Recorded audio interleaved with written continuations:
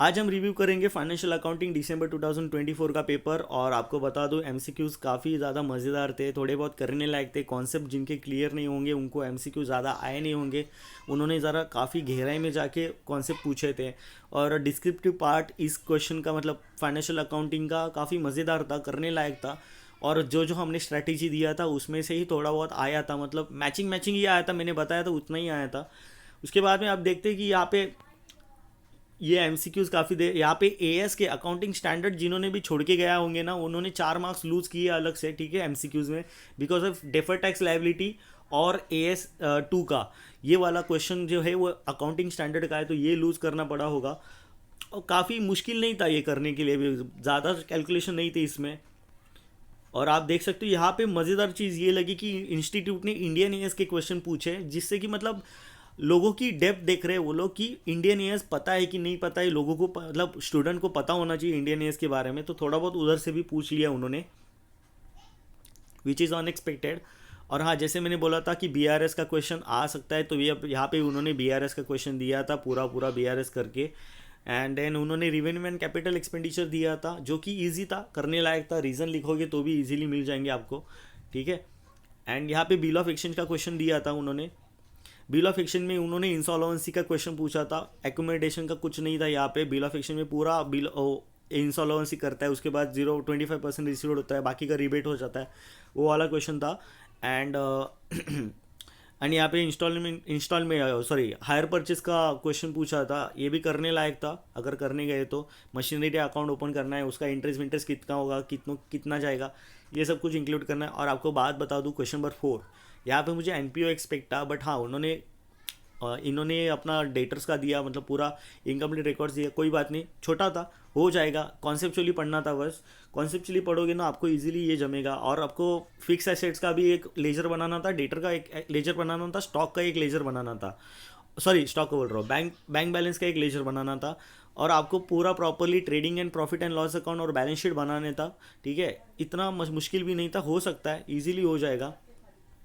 Trading account, sorry, उसके बाद में हम आगे बढ़ते हैं। यहाँ पे देखो ट्रेडिंग अकाउंट के लिए उन्होंने बताया कि कॉस्ट ऑफ गुड्स सोल्ड कितना है, 2,60,000। तो यहाँ पे ट्रेडिंग अकाउंट बनाने की भी ज़रूरत नहीं है, आपको डायरेक्टली उन्होंने बता दिया कि कॉस्ट ऑफ गुड्स सोल्ड क्या है, तो उसके हिसाब से आप क्या कर सकते हो, आपका आपका वो जो ग्रोस प्रॉफिट होगा वो निकालना है। तो आपको बस profit and loss account and balance sheet बनाने की ज़रूरत थी, जो कि करंट ईयर की बैलेंस शीट 2023 2024 की बनानी थी आपको।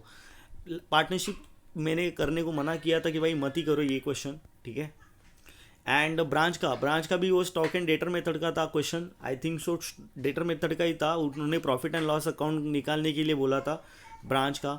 ये भी मज़ेदार क्वेश्चन था, आपको पूरा ब्रांच एडजस्टमेंट अकाउंट, ऊपर से वो branch account and branch expenses account, ये सब कुछ निकाल के एक प्रॉपरली बनाना था, और आपको प्रॉफिट एंड लॉस अकाउंट उनका ओपन करना था। तो और उन्होंने लोडिंग बिडिंग निकाल लिया था, तो लोडिंग बिडिंग आपको डालना था, क्योंकि इनवॉइस प्राइस पे उन्होंने क्वेश्चन भेजे थे, सॉरी इनवॉइस प्राइस पे सब कुछ किया हुआ था उन्होंने। यहाँ पे क्लोजिंग में स्टॉक का भी इनवॉइस प्राइस पे दिया था, तो इसका भी स्टॉक रिजर्व निकलेगा, गुड रिसीव का भी स्टॉक रिजर्व निकलेगा, तो सबका स्टॉक रिजर्व एंड लोडिंग निकलता है, सॉरी गुड रिसीव का लोडिंग निकलता है। ये वाला क्वेश्चन भी आपको बुक में दिख जाएगा, इजीली है, इजी क्वेश्चन है, कुछ मुश्किल नहीं था पेपर। अगर एमसीक्यू पार्ट छोड़ा जाए ना तो ये पेपर पूरा इजी था। एज सच मैं बोलूँगा कि भाई मज़ेदार क्वेश्चन थे, करने लायक थे। अगर आपने पढ़ाई नहीं की है तो वैसे भी आपको जमेगा नहीं, बट आपने पढ़ाई किया है तो येस, ये पेपर आपको 60+ आराम से लेके जाएगा। इवन दो आपके एमसीक्यू ठीक नहीं गई है, फिर भी आपको डिस्क्रिप्टिव में अच्छे से किया है, फिर भी आपको लेके जाएगा ये ऊपर। और ये मज़ेदार लगा मुझे कि उन्होंने बहुत अच्छे से एप्लीकेशन पूछा है अकाउंटिंग स्टैंडर्ड्स का, एप्लीकेशन बेस्ड क्वेश्चन पूछे कि भाई बताओ इसका फॉरेन ट्रांसलेटेड क्या होता है, मतलब वो रेट्स वेट्स लिखाना है कि इसको एवरेज रेट लगेगा या फिर ओपनिंग रेट लगेगा, कौन सा रेट लगेगा, ऐसा कुछ तो उन्होंने बोला है। फॉरेन के, अगर ये फॉरेन का ये होता तो कौन से रेट्स लगते।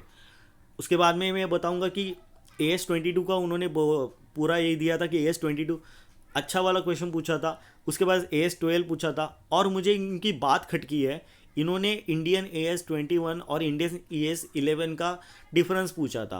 तो यहाँ पे थोड़ा बहुत मुझे लगा कि इंस्टीट्यूट को इतना भी डीप नहीं जाना चाहिए था कि अकाउंटिंग स्टैंडर्ड्स में कि इंडियन AS21 भी पूछ ले, उनका डिफरेंस पूछ ले। तो जिन्होंने भी किया है इंडियन AS11 का भी सॉरी इंडिया AS11 का भी डिफरेंस लिखा होगा ना, सिर्फ फिर भी आपको 2-3 मार्क्स मिल ही जाएंगे, 2 मार्क्स तो आराम से मिल जाएंगे। और जैसे कि हम देख रहे हैं कि यहाँ पे पूरा हो गया पेपर और काफ़ी इजी क्वेश्चन नहीं थे, थोड़े बहुत मुश्किल थे। क्वेश्चन नंबर 8 थोड़ा बहुत इंडियन एस का पूछा, पता नहीं क्यों उसने इंडियन एस पे ही छोड़ लिया था पूरा का पूरा। करने लायक क्वेश्चन था। यहाँ पे पार्टनर का, जैसे मैंने बताया था, पार्टनर का क्वेश्चन आएगा और यहाँ पे एक फाइनल अकाउंट का नहीं तो प्रोविजन का क्वेश्चन आ सकता है। तो यहाँ पे वैसे ही क्वेश्चन आए थे जैसे हमने डिस्कस किए थे स्ट्रैटेजी में। तो आपको मैं बता दूँ कि पेपर थोड़ा बहुत मॉडरेट लेवल पे ही था, एज सच हार्ड नहीं था। तो एमसीक्यू छोड़े गए तो पेपर इजी था। एमसीक्यू की वजह से ये पेपर मॉडरेट हो जाता है, क्योंकि बहुत लोगों को थियरी वाले एमसीक्यूज़ नहीं जमते हैं, इंक्लूडिंग मी, मुझे भी नहीं आते थियरी वाले एमसीक्यूज़। तो पेपर मज़ेदार था, ऐसे ही करते रहो पेपर और टैक्स का प्रिपरेशन करते रहो। And that's it from my side, bye bye.